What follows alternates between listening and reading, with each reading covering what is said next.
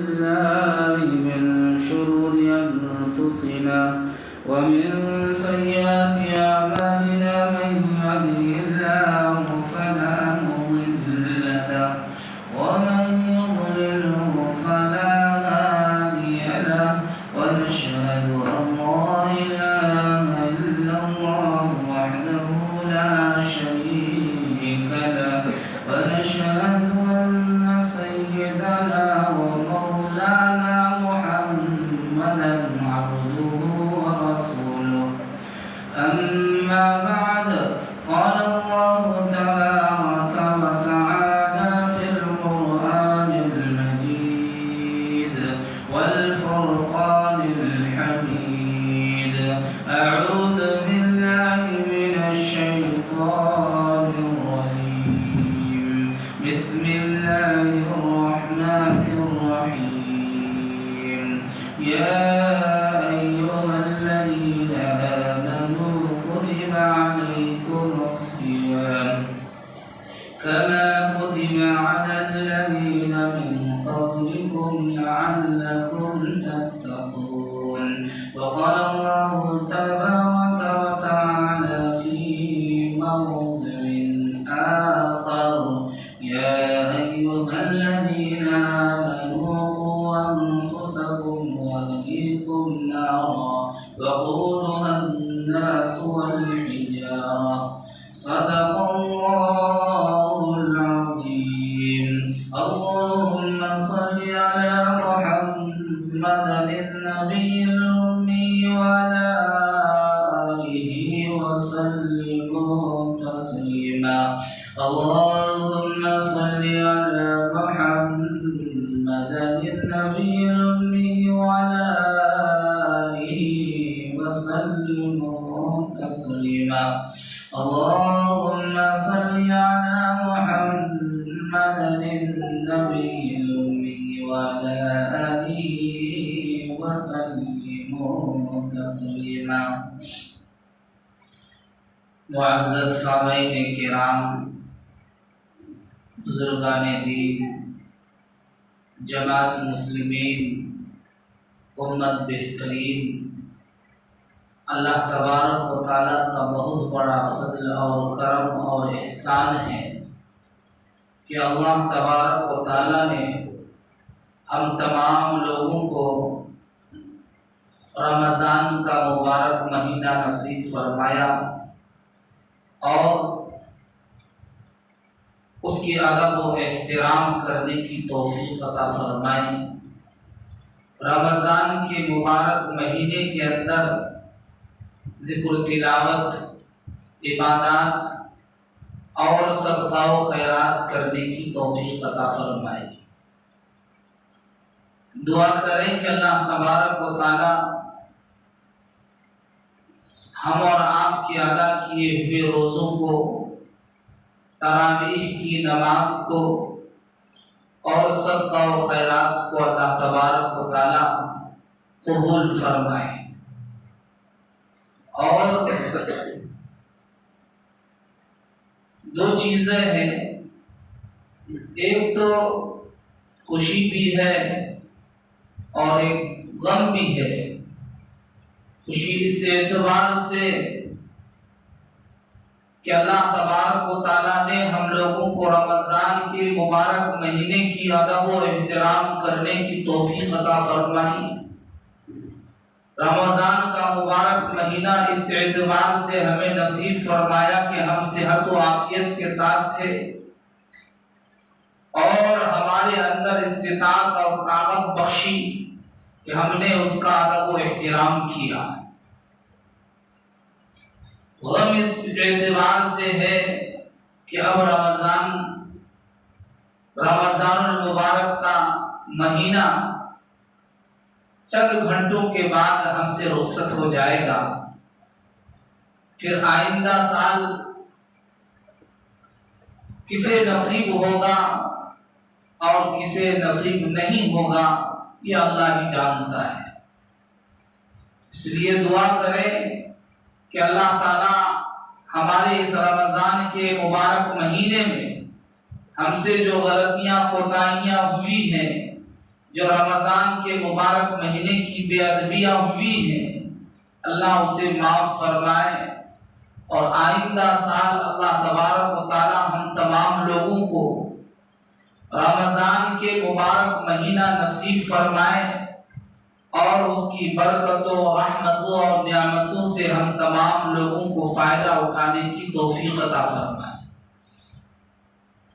میرے محترم بزرگ و دوستو، اللہ تبارک و تعالیٰ نے ہم تمام لوگوں کو بے شمار نعمتوں سے نوازا ہے۔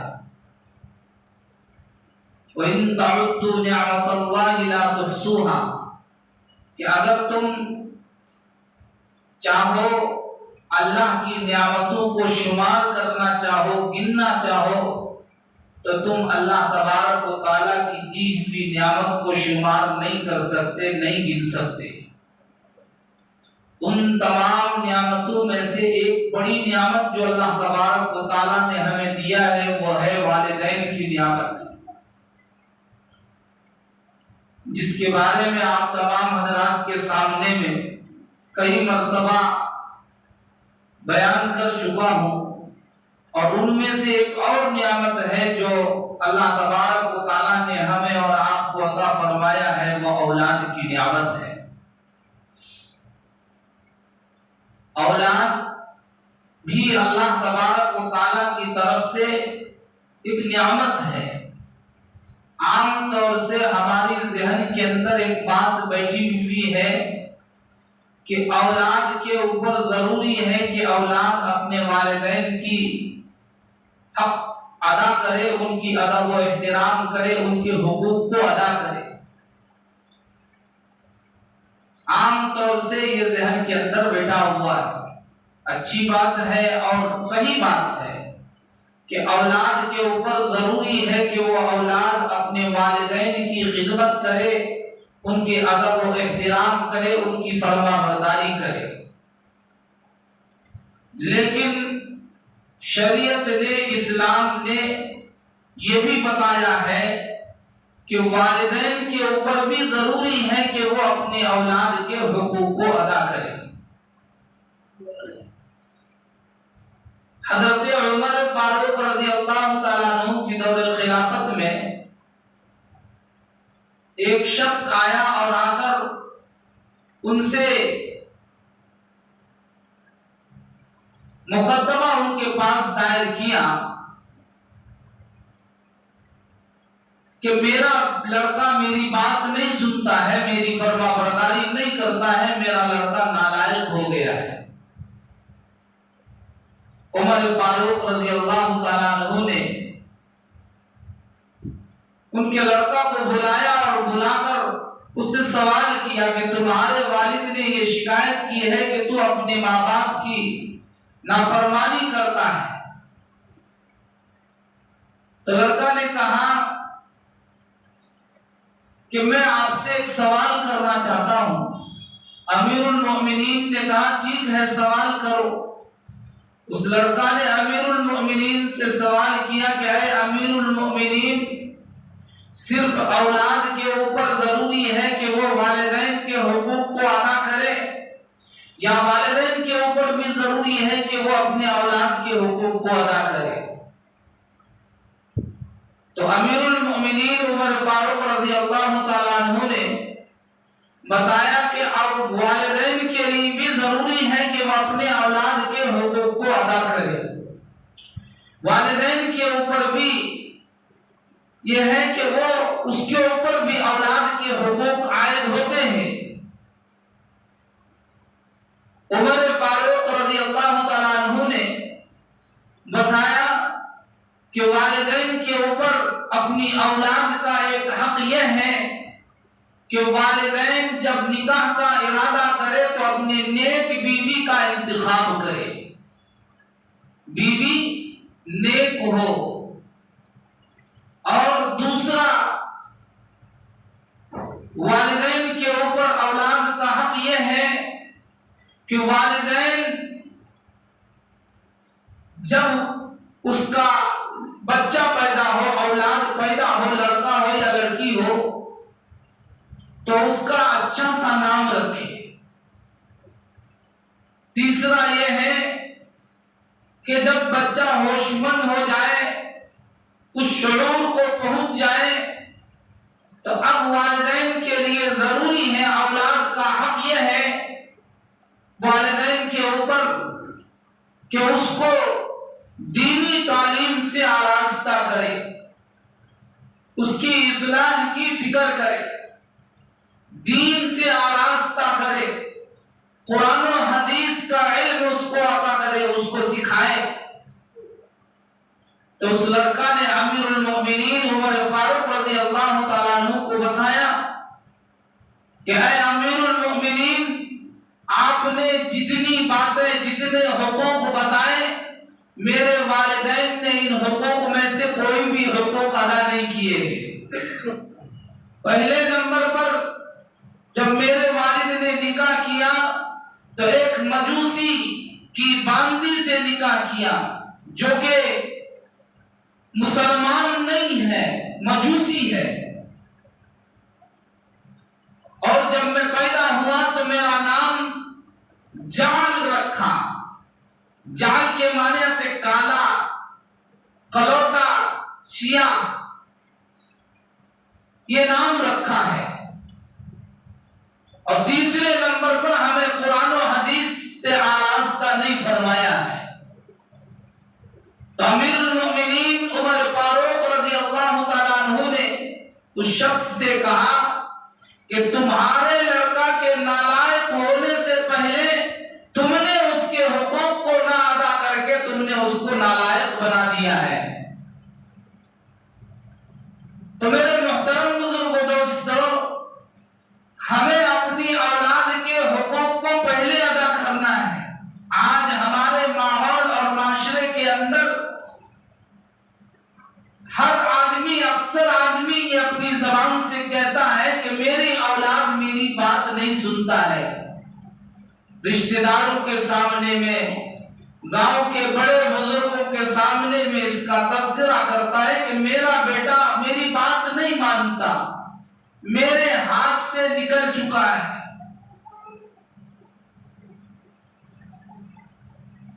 اور وجہ کیا ہے کہ ہم نے اس کی بچپن میں سب سے پہلے اس کی تعلیم نہیں کی۔ لڑکی ہے تو اس کی تعلیم ضروری ہے۔ آج باپ اپنی اولاد کی حقوق کو نہ ادا کر کے اولاد کو بھی نالائق بناتا ہے اور اپنے لیے جو ہے آگے چل کر کے نقصان کا سبب بنتا ہے۔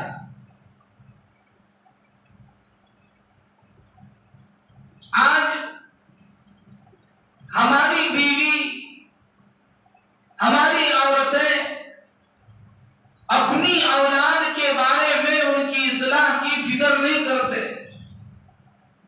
جب بچہ چھوٹا رہتا ہے تو لوگ اس کی تعریف کرتے ہیں، اس اعتبار سے کہ دیکھو میرا بچہ اتنا چھوٹا سا ہے، کتنا اچھا گانا بول دیتا ہے، کتنا اچھا ڈانس کرتا ہے۔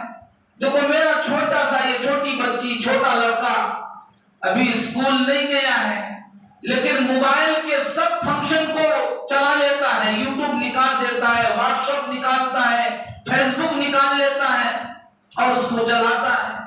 اپنے رشتہ داروں کے سامنے میں اپنے بچہ کی تعریف کرتا ہے اور یہ بتاتا ہے کہ میرا بچہ کتنا ہوشیار ہے، جبکہ اللہ تبارک و تعالیٰ نے قرآن کریم کے اندر فرمایا یا ایھا الذین آمنوا قوا انفسکم واہلیکم نارا، اے ایمان والو تم اپنے آپ کو اور اپنی اولاد کو جہنم کی آگ سے بچاؤ۔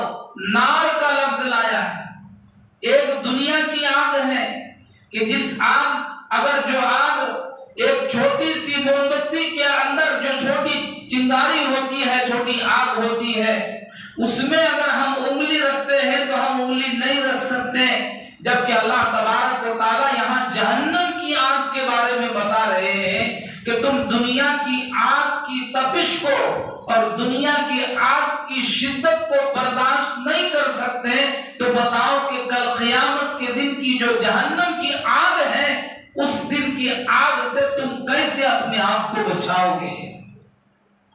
یا ایھا الذین آمنوا قوا انفسکم واہلیکم نارا، کہ اے ایمان والو تم اپنے آپ کو اور اپنی اولاد کو جہنم کی آگ سے بچاؤ۔ اپنے کو بھی بچانا ہے اور اپنی اولاد کو بھی جہنم کی آگ سے بچانا ہے، جس کا ایندھن انسان اور پتھر ہوں گے۔ پتھر کیوں؟ ایک تو انسان کو جہنم میں ڈالا جائے گا، لیکن پتھر کو اس وجہ سے ڈالا جائے گا کہ دنیا کے اندر انسان پتھر کا پوجا کرتا ہے، پتھر کو اپنا معبود سمجھتا ہے۔ کل قیامت کے دن اللہ تبارک و تعالیٰ ان پتھروں کو جہنم میں ڈال دیں گے، حالانکہ وہ بے زبان ہے، جان نہیں اس کے اندر، لیکن اللہ تبارک و تعالیٰ انسان کو احساس دلانے کے لیے ڈالیں گے کہ تم دنیا کے اندر یہ عقیدہ رکھتے تھے کہ اس سے ہمارا کام بنے گا، اس سے ہماری بگڑی بنے گی، اس سے ہماری ضرورتیں پوری ہوں گی۔ لوگ الگ الگ پتھروں کو پوجا کرتے ہیں، اسی لیے اللہ تبارک و تعالیٰ انسان کے ساتھ ساتھ وہ پتھروں کو بھی ڈال دیں گے تاکہ انسان کو یہ احساس ہو کہ یہ کچھ کرنے والے نہیں ہیں، کرنے والی ذات اللہ کی ہے، نفع اور نقصان کا مالک اللہ ہے اور اللہ ہی ہماری ساری ضرورتوں کو پورا کرنے والا ہے۔ اس آیت کے اندر ایک تو اللہ تبارک و تعالیٰ نے انسان کو خود اس انسان کو جہنم سے بچنے کے بارے میں بتایا، اور دوسرا انسان کو یہ بتایا کہ تم اپنی اولاد کو بھی جہنم کی آگ سے بچاؤ۔ میرے محترم بزرگ دوستو، یہ دنیا کے اندر آگ سے ہمیں اپنی اولاد کو بچانے کی فکر کرنا ہے۔ جب انسان کو یہ کہا جاتا ہے کہ بھئی تم اپنی اولاد کی فکر کیوں نہیں کرتے، تم اپنی اولاد کے بارے میں ذرا جو ہے ان کی تربیت کرو، ان کی اصلاح کرو، تو بتایا جاتا بھئی بہت کوشش کیے نہیں مانتے ہیں، بہت کوشش کیے نہیں مانتے ہیں۔ میرے محترم بزرگ دوستو، آپ غور کریں کہ دنیا کے بارے میں، کاروبار کے بارے میں، تجارت کے بارے میں اور دوسرے معاملات کے بارے میں میرا بچہ میری بات کو مانتا ہے، لیکن آخرت کے بارے میں میرے بچہ میری بات کو کیوں نہیں مانتا ہے؟ اس لیے کہ دنیا کے بارے میں ہم اتنی محنت کرتے ہیں کہ وہ مان جائے، اور آخرت کے بارے میں ہم اتنی محنت نہیں کرتے ہیں کہ ہمارا بچہ مان جائے۔ صرف ہم یہ کہتے ہیں کہ بھئی نماز پڑھ لو، بھئی مسجد کے اندر جاؤ، مسجد میں نماز کو ادا کرو، قرآن کی تلاوت کرو، روزہ رکھو،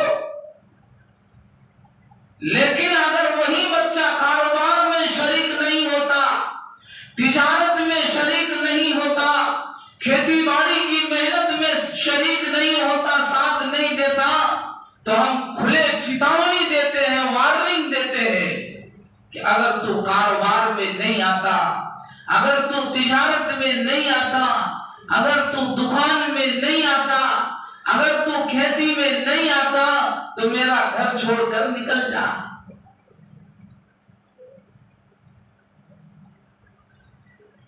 میرے گھر میں تمہاری جگہ نہیں ہے، میری جائیداد میں تمہارا حصہ نہیں ہے، لیکن آخرت کے بارے میں بس اتنا ہم کہتے ہیں کہ بھائی تم پڑھ لو۔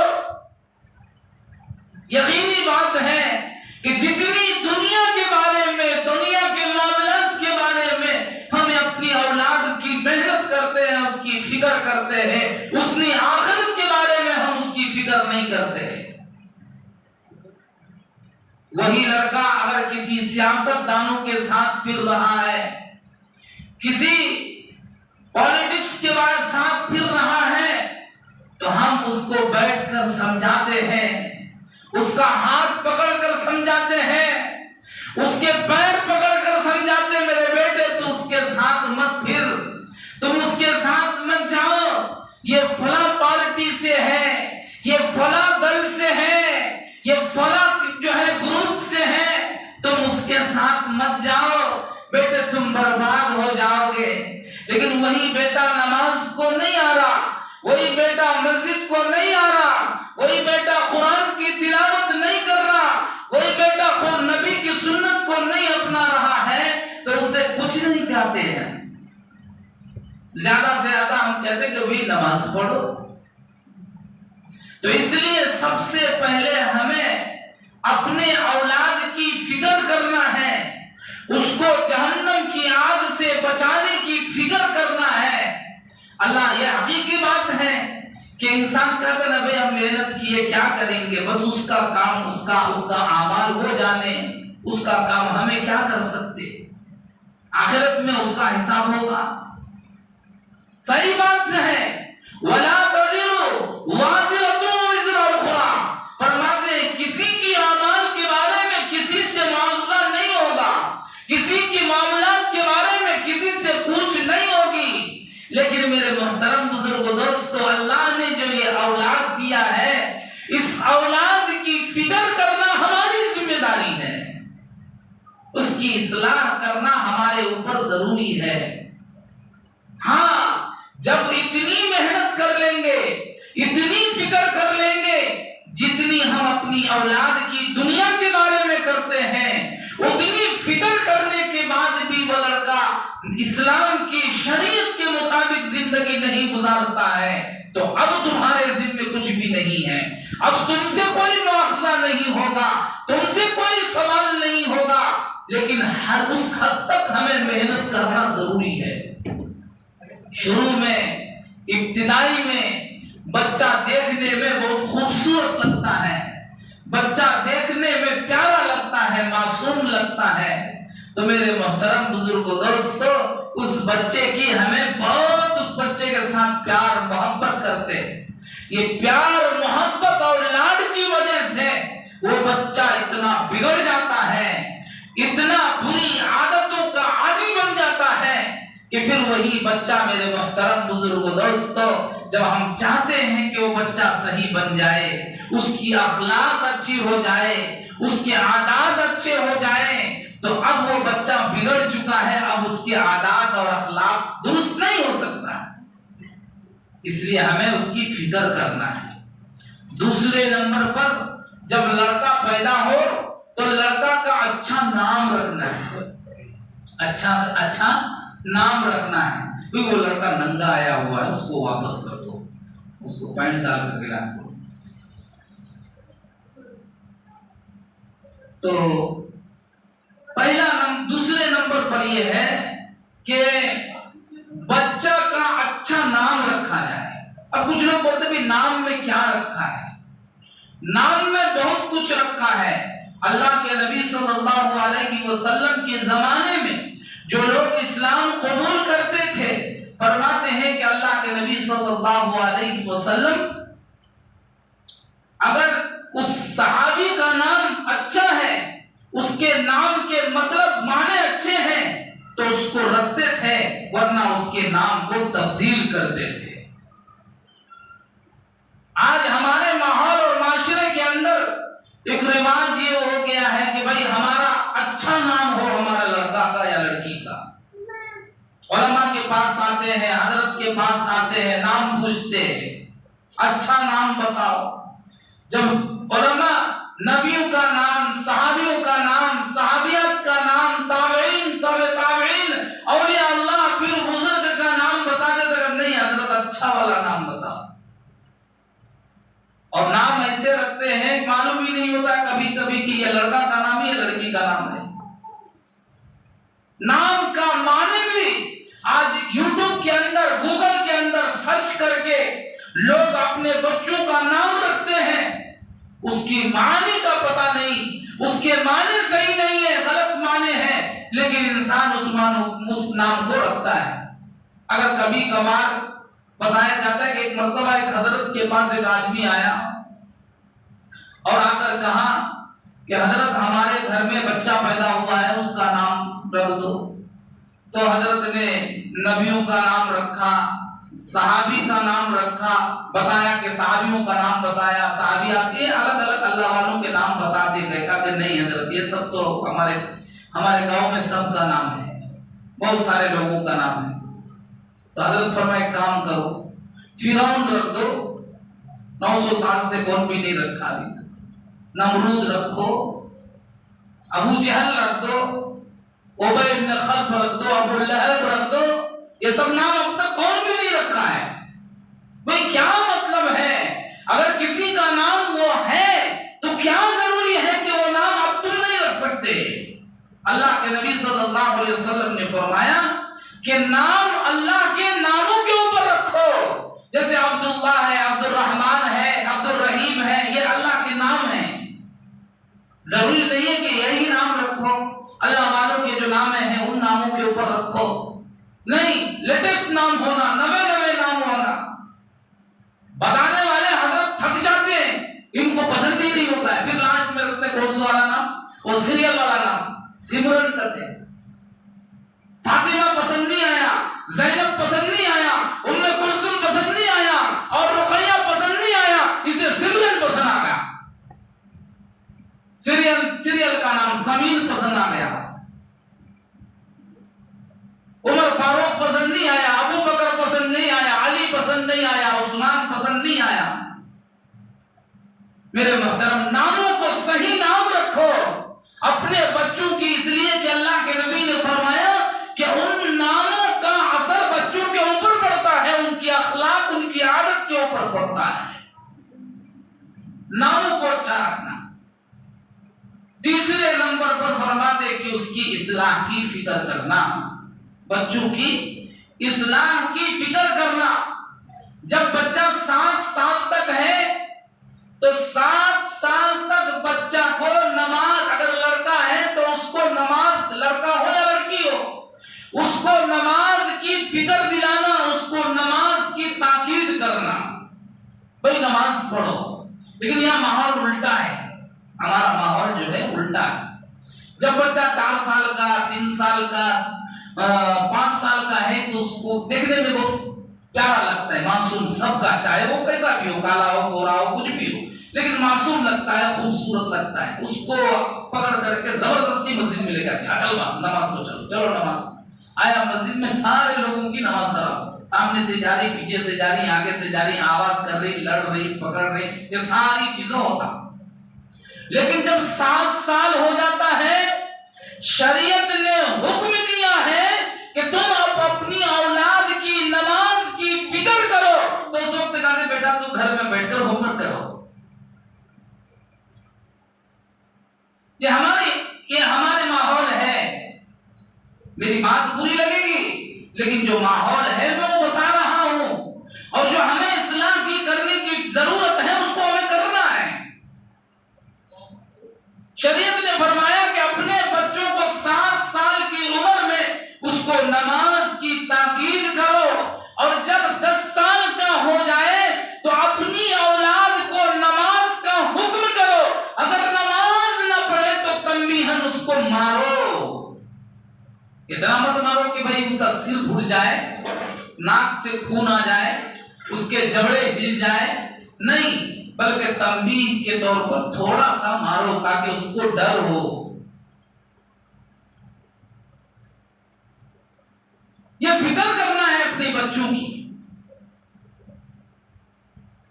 ہمارے بچے نماز کو آتے ہی نہیں، اور آئیں گے کیسے؟ جب باوا ہی نہیں آ رہا تو بچہ کہاں سے آئیں گے؟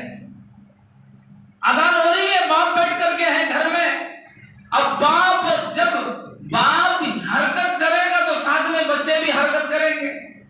یہی باوا جا رہی، ہمیں جاتے نہیں کیا؟ ہمیں نہیں آ رہی، بچے کہاں سے آئیں گے؟ رمضان کا مبارک مہینہ گزر گیا، اللہ کی رحمتیں اترتی رہی، برکتیں نازل ہوتی رہی، خیر کی بارشیں ہوتی رہی۔ اللہ تبارک و تعالی آسمانی دنیا میں جو بالکل پہلا آسمان نظر آتا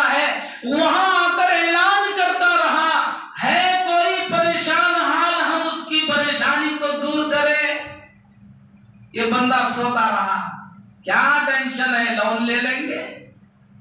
کیا ٹینشن ہے؟ وہ الگ الگ جو ہے لوگ آج کل لون لے رہے ہیں، وہ لے لیں گے. اللہ آسمانی دنیا میں آ کر اعلان کیا ہے کوئی میرا بندہ جو مقروض ہے، قرض کے بوجھ میں ڈوبا ہوا ہے، ہم اس کے قرض کو دور کر دے. ہے کوئی میرا بندہ جس کو گھر کی ضرورت ہے، جس کو کھانے کی ضرورت ہے، جس کو کپڑے کی ضرورت ہے، جو پریشان حال ہے، ہم اس کی پریشانیوں کو، اس کے قرضوں کو، یہ ساری چیزوں کے مسائل کو ہم حل کریں. بندہ سوتا رہا، غفلت کی نیند میں سوتا رہا، الگ الگ سنگا کے اندر اپنے نام کو جوڑ کر نکالتا رہا، لیکن اللہ سے مانگنے کی توفیق نہیں ہوئی. اس لیے میرے بھائی، ہمیں اپنے خود آپ کو بھی دین پر چلانے کی فکر کرنا ہے، کیونکہ یہ بچہ کا جو دماغ ہے بالکل سفید پیپر ہے، وائٹ بورڈ ہے. اس میں ہم جو لکھیں گے وہی اس کے دماغ میں نقش ہوگا. اگر ہم روز جھگڑتے رہیں گے، میاں بیوی روز لڑائی کرتا رہے، میاں بیوی روز گالی گلوچ کرتا رہے، تو پھر جو ہے یہ ہماری اولاد بھی گالیاں دیتی رہیں گی، ہمارے اولاد بھی لڑتے رہیں گے. اگر روز ہم پڑوسی سے لڑتے رہے، رات کے 12 گھنٹے تک ہماری لڑائی ختم نہیں ہوتی، تو پھر ہماری اولاد بھی 1 بجے تک لڑیں گے، نہیں تو صبح صادق تک، فجر تک لڑتے رہیں گے، پھر کھا کر سوئیں گے رات کو. ہمیں اپنے آپ کی بھی اصلاح ضروری ہے. بچے اپنی اولاد اپنے والد کا نقل کرتا ہے، اس کی اصلاح کی ہمیں فکر کرنا ہے. ہو گیا جوانی میں گھوم لیے، جوانی میں پھر لیے، جوانی میں مزے کر لیے، اب توبہ کر لے، اب صحیح راستے پر آ جا، اب مسجد کی چوکھٹ کو اپنا لے، اب نبی کی سنت کو اپنی زندگی کے اندر داخل کر لے، تاکہ تمہاری اولاد تجھے دیکھ کر وہ مسجد کی چوکھٹ پر آنے والے بن جائے، اللہ کے در پہ آ کر کے اپنے سر کو جھکانے والے بن جائے، اللہ کی نبی کی سنت سے محبت کرنے والے بن جائیں. اب ان ساری چیزوں سے توبہ کر لو. لیکن نہیں، وہی پرانی عادت، وہی پرانی چیزیں، وہی جیسے کرتے ہوئے آ رہے ہیں، اس کو ہم چھوڑنے کے لیے تیار نہیں ہیں. وہ کون کی بولا تھا؟ پرانے لیتے نہیں، پرانے جاتے نہیں، نئے لیتے نہیں، ویسا کہانی ہو گئے. ہمیں کیا کرنا؟ اپنی اولاد کی فکر کرنا کہ اس کی اصلاح صحیح ہو جائے. اس کے اندر ایک چیز غور کرنے کی ضرورت ہے، وہ کیا ہے؟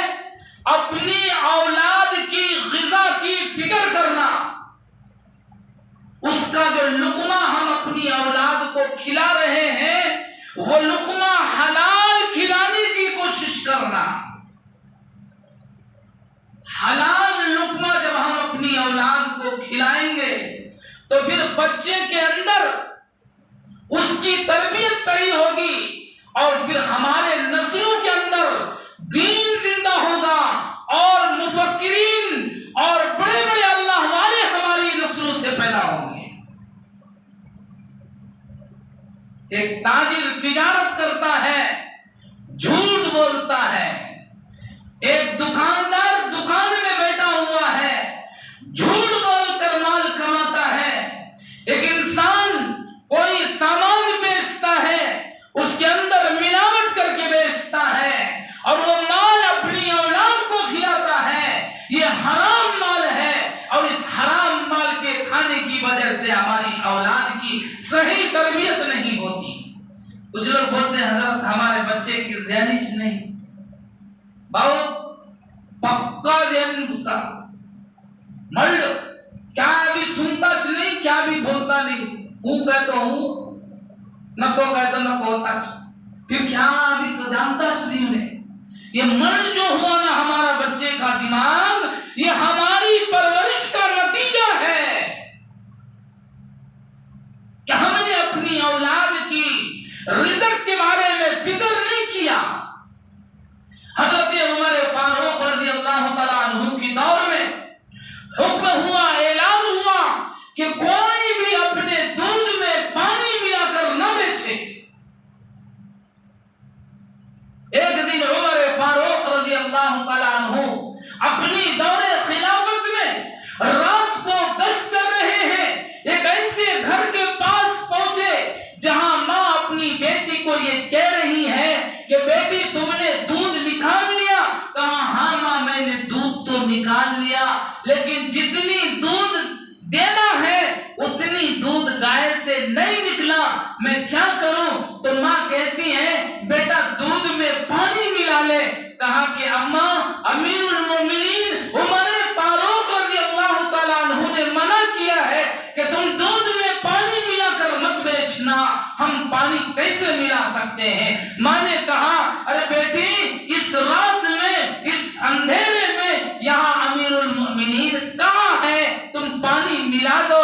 बेटी ने कहा अम्मा मैं भी जानती हूँ इस रात की तन्हाई में, इस रात के अंधेरे में, इस बयाबान में यानी इस सन्नाटे के अंदर अमीरुल मोमिनीन तो नहीं है, लेकिन फ़अैन अल्लाह, अल्लाह कहाँ है? अल्लाह तो देख रहा है। अमीरुल मोमिनीन उमर फारूक रज़ी अल्लाह तआला अन्हु ने जब ये जवाब सुना उस घर में मेहर लगा दिया। जब दरबार में पहुंचा वहां से ऐलान किया, हुक्म दिया कि उस घर में मेरे बेटा का निकाह का पैगाम पहुंचा दो।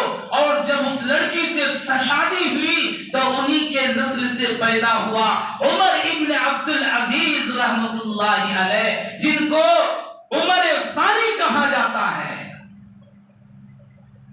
कैसे वफादार पैदा हुए, कैसे अल्लाह के नबी की सुन्नत पर मर मिटने वाला पैदा हुए, किस तरीके से शरीयत पर चलने वाला पैदा हुए, मुख्तसर तौर पर चंद वाक़ियात बताता हूँ। हज़रत उमर इब्न अब्दुल अजीज रहमतुल्लाहि अलैह जब उनको खिलाफत दिया गया, जब उनको बादशाह बनाया गया, जब उनको कुर्सी पर बैठाया गया, तो उस वक्त में अपनी बीवी से आकर कहा कि अब मैं खिलाफत पर फाइज हो चुका हूँ, मैं अमीरुल मोमिनीन बन चुका हूँ, अब तुम्हें गुर्बत का सामना करना पड़ेगा। अपनी बीवी फातिमा जो उनकी बीवी थी उमर इब्न अब्दुल मलिक की बेटी, इनसे कहा गया कि देखो कि मेरे पास जो तुम रहोगी तो हो सकता है कि तुझे गुर्बत का सामना करना पड़े, अगर चाहो तो तुम गुर्बत के साथ मेरे साथ जिंदगी गुजारो और अगर चाहो तो तुम मुझसे तलाक ले लो। वो भी ऊंचे खानदान की थी। फरमाया कि नहीं मैं तो आपके साथ जिंदगी गुजारूंगी। उमर इब्न अब्दुल अजीज रहमतुल्लाहि अलैह ने पूरे सोने चांदी को ले जाकर बैतुल माल में जमा कर दिया। ईद का दिन है, ईद का दिन करीब आने वाला है, रमजान का मुबारक महीना गुजर रहा है। छोटे छोटे बच्चों ने अगर अपनी माँ से कहती है अम्मा ईद का दिन करीब आ रहा है, मुझे जो है कपड़े की जरूरत है, हम नया कपड़ा लेना चाहते हैं। माँ ने कहा ठीक है बेटी मैं तुम्हारे बाप से बात करूंगी। बाप आए, उमर इब्न अब्दुल अजीज उनसे कहा कि भाई ईद का दिन करीब आ रहा है, मेरी बच्चों को ईद का कपड़ा चाहिए, कुछ रुपए दे दो, कपड़े मंगा लेंगे। उमर इब्न अब्दुल अजीज ने फरमाया कि मेरे पास कुछ भी नहीं है, रुपया ही नहीं। और इधर बैतुल माल का हाल यह है कि बिल्कुल लबालब भरा हुआ है। बीवी कहती है काम करो, बीवी कहती है काम करो कि जाओ बैतुल माल के खजानची से कह दो कि 1 महीने का एडवांस रुपया दे दो اپنا گھر چلا لوں گی اور تم 1 مہینے کا ایڈوانس جو ہے روپے لے لو تاکہ بچوں کے لیے عید کا کپڑا ہو جائے۔ عمر ابن عبدالعزیز رحمت اللہ علیہ جو وقت کے امیر ہیں، وقت کے خلیفہ ہیں، بادشاہ ہیں، 3 بر اعظم کا مالک، 3 بر اعظم کا بادشاہ، فرماتے ہیں کہ وہ اپنے خزانچی کے پاس جا کر کہتے ہیں کہ مجھے جو ہے 1 مہینے کا پگار ایڈوانس میں دے دو، تنخواہ ایڈوانس میں دے دو۔ تو عمر ابن عبدالعزیز کو وقت کا جو خزانچی تھا، بیت المال کا خزانچی جو تھا، اس نے کہا اے عمر ابن عبدالعزیز، تو ایک پیپر میں مجھے لکھ کر دے دے کہ آئندہ 1 مہینہ تک تو زندہ رہے گا تو میں ایڈوانس 1 مہینے کا تنخواہ تجھے دے دوں گا۔ کسے کہہ رہے ہیں؟ امیر المؤمنین کو۔ کون مانگنے گئے؟ جو بادشاہ ہے، 3 بر اعظم کا بادشاہ، وہ کہتے ہیں کہ مجھے دے دو، خزانچی سے مانگ رہے ہیں۔ اس لیے ہمارے حکومت دانوں کو، ہمارے سیاستدان کو، ہمارے وزیروں کو، ہمارے دنیا میں کام کرنے والے ان سیاستدانوں کو سبق ہونا چاہیے کہ جو مال ہوتا ہے وہ بیت المال کا مال ہے، وہ عوام کا مال ہے، اس کے اندر کسی طرح سے کسی کا بھی کوئی حق نہیں ہوتا ہے، اس میں ہم خیانت نہیں کر سکتے۔ واپس آ کر اپنی بیوی سے کہتے ہیں کہ بھئی ہم انتظام نہیں کر سکتے۔ اسی طریقے سے پرانے پھٹے کپڑے میں عمر ابن عبدالعزیز جو وقت کا بادشاہ ہے، ان کی بیٹی، بیٹے، لڑکے سب جو ہے پرانے پھٹے پرانے کپڑوں میں آ کر عید کی نماز ادا کرتے ہیں اور عید مناتے ہیں۔ آج ہمارے حال دیکھے کہ بھائی آج ہمیں اپنے کو بڑا کہنے کے لیے، اپنے آپ کو بڑا بتانے کے لیے، تاکہ لوگ مجھے کہیں بھئی کتنا بڑا مالدار ہے کہ ہم خود بڑے بڑے مالوں میں جا کر کپڑے لیتے ہیں، یہ بھئی یہ 2000 کا، یہ 5000 کا، یہ 10,000 کا، یہ فلاں کا، اتنے کا کپڑا لیتے ہیں۔ پھر کس سے لیتے ہیں؟ سنگا سے اٹھا کر لیتے ہیں۔ ہماری بیویاں وہ افسوس ہے کہ وہ یہ نہیں سمجھتی ہیں کہ ہمارے شوہروں کے لیے حلال یا حرام، وہ ساری چیزوں کو پڑے رکھ کر کے وہ کپڑے کے اندر، لباس کے اندر فوکس کرتی ہیں کہ مجھے فلاں مال میں جا کر کپڑا لینا ہے، مجھے فلاں دکان میں جا کر کپڑا لینا ہے، 10,000 کا سوٹ لینا ہے، 5,000 کا سوٹ لینا ہے، یہ فلاں بیگ جو ہے 5,000 کا لینا ہے۔ میں فلاں جگہ سے کپڑا نہیں خریدتی، میں ساسولی میں نہیں خریدتی، میں شیموگا میں نہیں خریدتی، میں تو داونگیرے میں جا کر خریدوں گی، میں یہاں نہیں خریدوں گی، میں تو منگلور میں جا کر خریدوں گی، میں یہاں نہیں خریدوں گی، میں تو بنگلور میں جا کر خریدوں گی۔ اسے یہ معلوم نہیں ہے کہ حرام کیا ہے اور حلال کیا ہے۔ میری بات کڑوی لگے گی لیکن جو شریعت ہے وہ صحیح ہے اور اس کو اپنانا ضروری ہے۔ عمر ابن عبدالعزیز رحمت اللہ علیہ عید کے دن بڑے بڑے بادشاہ، بڑے بڑے لوگ ان سے ملاقات کے لیے آ رہے ہیں۔ ایسے وقت میں عمر ابن عبدالعزیز کا لڑکا بھی سامنے آیا ہے اور اس وقت میں پرانے کپڑے میں آیا ہے۔ عمر ابن عبدالعزیز یہ کہتے ہیں میرا بیٹا مجھے معاف کرنا، میں نے آج تمہارے دل کو بہت دکھایا ہے۔ بیٹا بھی عمر ابن عبدالعزیز کا تھا، فرمایا کہ میرے والد مجھے کوئی غم نہیں ہے، اس لیے کہ عید تو پرانے کپڑے سے بھی پڑھی جا سکتی ہے، عید کی نماز ادا کی جا سکتی ہے۔ ایک مرتبہ عمر ابن عبدالعزیز رحمت اللہ علیہ وہ آتے ہیں، اپنی بیوی سے کہتے ہیں کچھ روپے ہیں، کہا کیا کرو گے؟ کہا میری دل کی خواہش ہے کہ ہم انگور کھائیں گے۔ کون بول رہے ہیں؟ کون بول رہے ہیں؟ 3 بڑے اعظم کا بادشاہ بول رہے ہیں کہ اگر کچھ روپے ہو مجھے انگور کھانے کا تمنا ہے۔ یا تو پنچایتی کا اگر ممبر بن گیا ہو تو پورے سدیا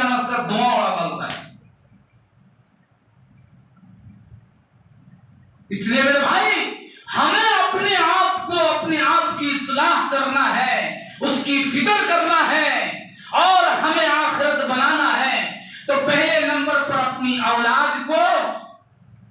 اولاد کے لیے نیک بیوی کا انتخاب کرے، اسکول کا پڑھا ہوا بڑے مالدار گھر کا بہت خوبصورت نہ تلاش کرے، بلکہ تلاش یہ کرے کہ ہماری بیوی نیک ہو، ہماری بیوی شریعت کا پابند ہو، ہماری بیوی نبی کی سنت کو اپنانے والا ہو۔ یہ پہلی چیز۔ دوسرے نمبر پر جب بچہ پیدا ہو جائے تو اس کا اچھا نام رکھنے کی فکر کرنا، اور تیسرے نمبر پر اپنی اولاد کی صحیح اصلاح کی فکر کرنا۔ اب بچوں کی وجہ سے ہمیں بڑے اپنے آپ میں لڑ لیتے ہیں، کیوں؟ اس لیے کہ میرا بیٹا کیا بھی کریں دے، میرا بیٹا کیا بھی نہیں بھی، میرا بیٹا اچھا۔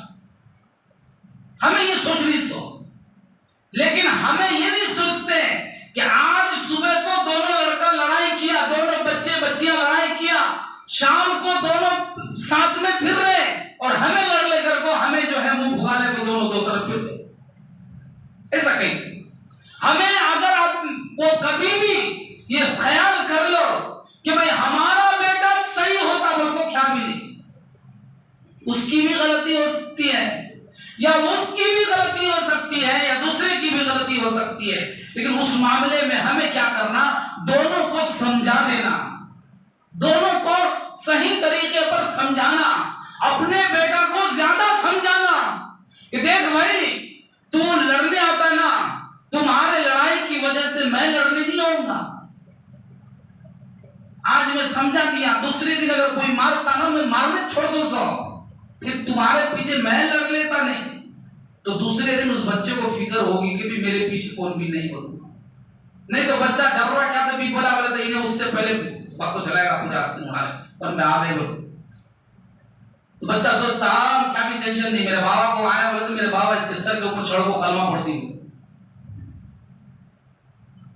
ایسا نہیں کرنا ہے، بلکہ بچوں کو سمجھانا ہے، اس کو ڈرانا ہے، اخلاق اچھی بناؤ، عادت اچھی بناؤ، ایسا بناؤ کہ تو چلے تو لوگ تجھے دیکھتا رہے، تو بولے تو لوگ تجھے سنتا رہے، تو اگر سو جائے تو لوگ تمہارا انتظار کرتا رہے، اگر تو ایک دن گاؤں میں نہ رہے تو لوگ تجھے ڈھونڈتے رہے، تلاش کرتے رہے۔ تو ایسی اخلاق بنا، تو ایسی عادت بنا،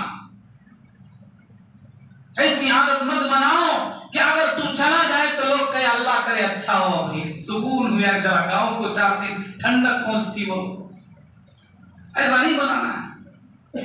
میری بات میرے بھائی جو میں بول رہا ہوں یہ میں اپنے لیے بھی بول رہا ہوں اور آپ کے لیے بھی بول رہا ہوں، کسی سے کوئی دشمنی نہیں ہے، بلکہ ہمیں اور آپ کی اولاد اگر کہیں لڑ رہا ہے، کوئی باتیں کر رہا ہے، کوئی جھگڑا کر رہا ہے، تو ہمیں کیا کرنا؟ دونوں کو سمجھانا اور اپنے لڑکا کو بھی سمجھانا، ان کو وجہ سے ہمیں آپس میں بڑے لڑائی نہیں کر لینا۔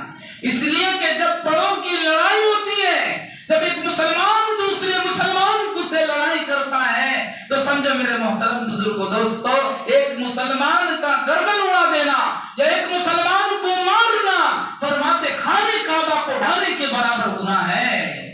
ایذائے مسلم حرام ہے، ایک مسلمان کو تکلیف دینا بہت بڑا گناہ ہے۔ اس لیے ہمیں کیا کرنا؟ ہمیں اپنے ماحول کو صحیح بنانے کی فکر کرنا، اپنی اولاد کی تربیت کرنا، ان کو صحیح راستے پر لانے کی فکر کرنا۔ بہت سارے واقعات ہیں، بہت ساری چیزیں ہیں، بتاتے رہے تو 2-3 دن تک بتاتے رہے گے تو ختم نہیں ہوگا، لیکن ہمیں کیا کرنا ہے؟ ہمیں اپنی اولاد کی فکر کرنا ہے، بچوں کو صحیح طریقے پر کپڑا پہنا ہے۔ اب 4 سال 5 سال ہو جاتا ہے بچے کپڑا پہنتے نہیں، چڈی ڈالتے نہیں، پھرتے رہتا ہوں اسے دھڑا چڈی ہوئی، اس کو معلوم ہونا چاہیے ہمارے اندر بھی شرم کی چیزیں ہیں، چھوڑا دے ہوں پھر تو اوپر میں ایک شرط ڈالے نیچے میں کچھ بھی نہیں اور پھر رہے گرم ہوا میں۔